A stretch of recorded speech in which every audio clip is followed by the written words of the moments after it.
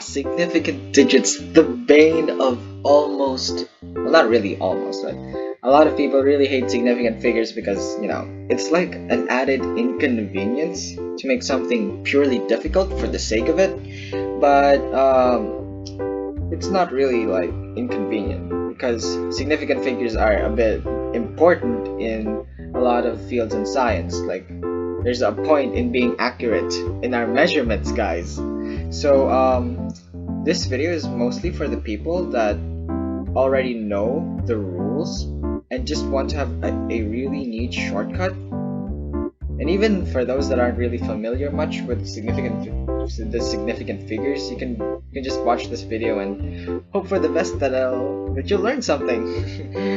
So there's this little neat shortcut that I'm gonna show you later. But first of all, what significant figures? Like, why are we studying them? Significant figures are more than just digits, figures in numbers that we know. It means that significant figures are a degree of accuracy. It's like we know that something is exact. Like, that's why it's quote unquote significant, because we know the value to be true. Whereas if it's not significant, it just means that we don't know the value.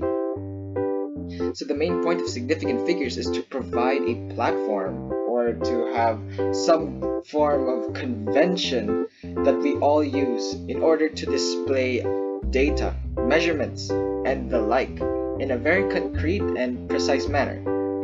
Like, realistically speaking, like, all rules in the world are created because it's a convention, because we just decided that it should be like this. And the same goes for significant figures. We decided it to be like this. Now deal with it because this is part of the school curriculum.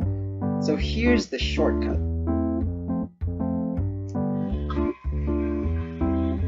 If the number has a decimal point, counting from left to right, all numbers after the first non-zero digit, including the number itself, are significant.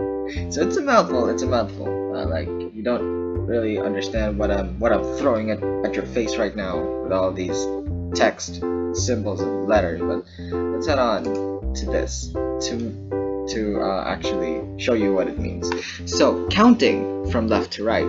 So the direction that we count our numbers is from left to right, and all numbers after the first non-zero digit, non-zero being 1, 2, 3, 4, 5, 6, 7, 8, 9, just not zero, including the number itself, are significant, which means that after you see the first number that's not zero, everything after that is significant, including the first one.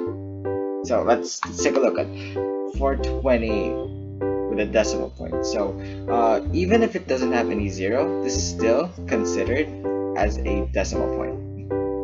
And since it has a decimal point, this actually can be applied here. So if you can see 420 with a decimal point here. So counting from left to right, the first non-zero digit is 4, which means that all numbers after 4, including 4, are significant, which means 4, 2, and 0 are significant just because of the presence of this decimal point. This is more of a shortcut. Like, if you analyze it by the separate rules of significant digits, then it'll still work. But this is for convenience.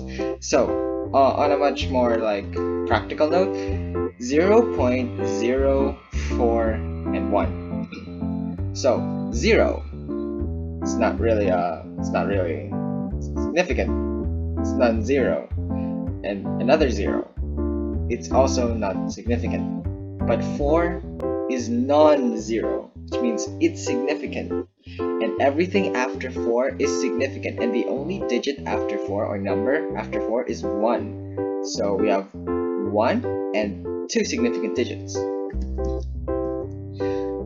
Okay, let's move on to something like 0.300. So regardless whether the number after the first one is 0 or not, it's still significant, which means that these two zeros are significant because counting from left to right, 0.300, this is the first non-zero digit, and after that, all of these are significant because it's the first one, and then which means that these two trailing zeros, as we like to call them, are significant.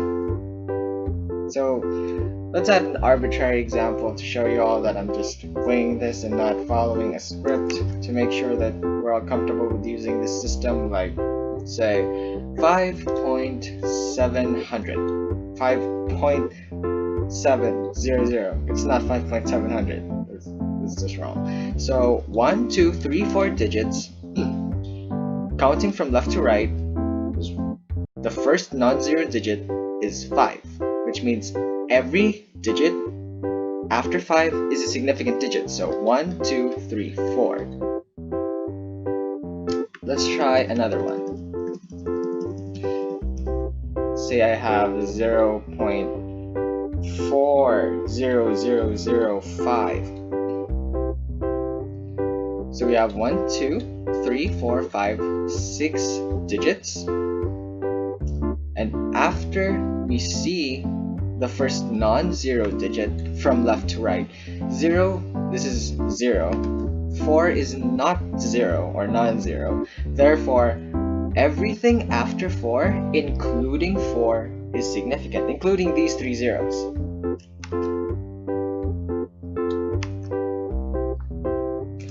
So what if it does not have a decimal point?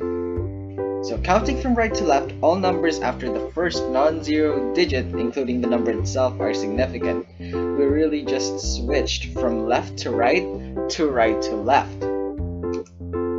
So to show you the examples, we're going to count from right to left now.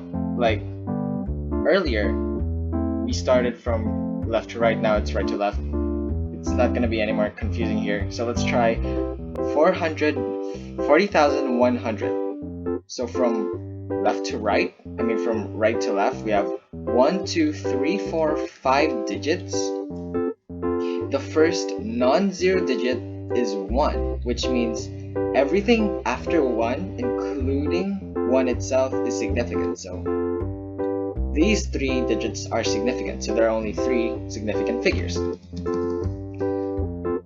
69,000. So this is 0, this is 0, this is 0.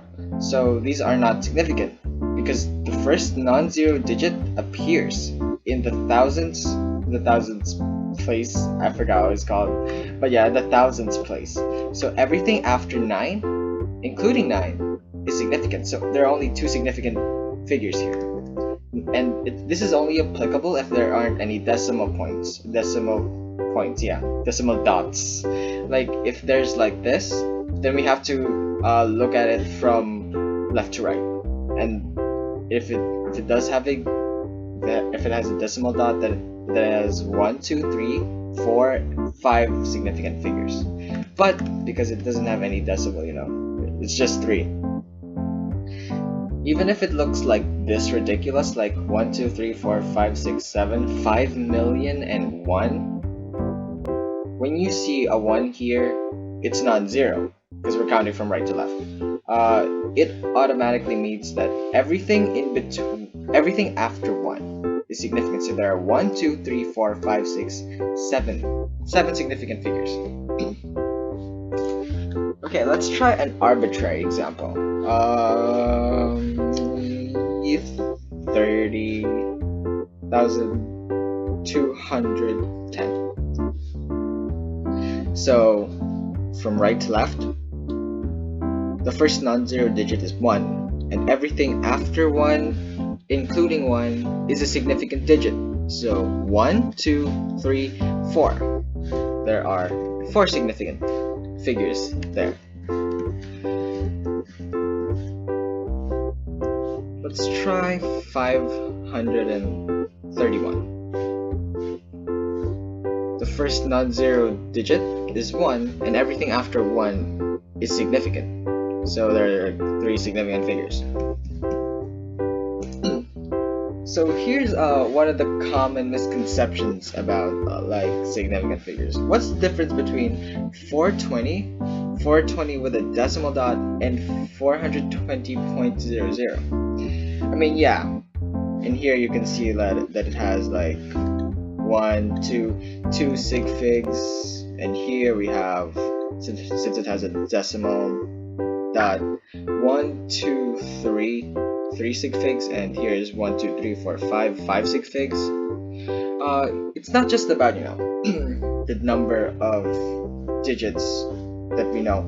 It's more of knowing the exact measurement. Like the difference between 420 and 420 with a decimal dot is that you know that it has three significant figures, which means that your measurement is accurate up to 3 digits, compared to something like 420 without a decimal dot, which means that it's only accurate up to the tens place, only 2 significant figures. The reason why this is important is because yeah, sure, 420 and 420.00 are like the same value, but you know that 420.00 is accurate up to those 2 decimal places, whereas 420 you only know that it's 420. Like you don't know, maybe it's 54. You just didn't measure it correctly. That's why it's important to have these significant figures. Yeah, we want to be accurate because deep down science is very quantitative and we don't really like to have mistakes here and there. The main difference really is the degree of accuracy. Like, some of you might say that it's the same value. I mean, yeah, it's the same value, but you know that the ones place is 0. But in here you don't know if the ones place is 0. That's why it's significant. It's significant because you know the value of these 2. You know the value of these 3 because of the decimal. And here you know the value of all these 5 digits. That's why it's important. That's why significant digits are cool.